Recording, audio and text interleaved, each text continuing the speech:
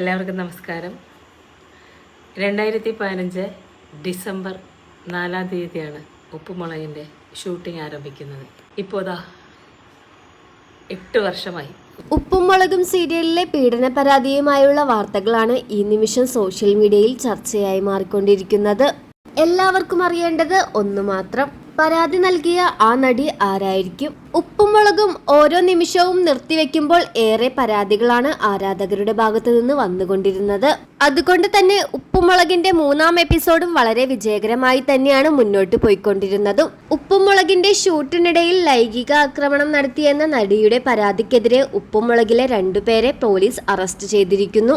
നടന്മാരായ Biju Sopanam, SP Sreekumar എന്നിവർക്കെതിരെയാണ് police കേസെടുത്തിരിക്കുന്നത്. Serial ചിത്രീകരണത്തിനിടയിൽ ലൈംഗികമായി അതിക്രമിച്ചു എന്നതാണ് കേസ്.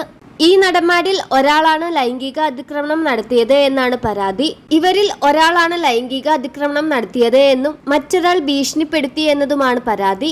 ഈ ന്യൂസ് പുറത്തു വന്നതോടുകൂടി ഉപ്പുമുളകിലെ പ്രേക്ഷകർ ഒന്നാകെ സങ്കടത്തിലാണ്. ഇനി ഉപ്പുമുളകിന്റെ ഭാവി എന്താകുമെന്ന് കണ്ടു തന്നെ അറിയണം.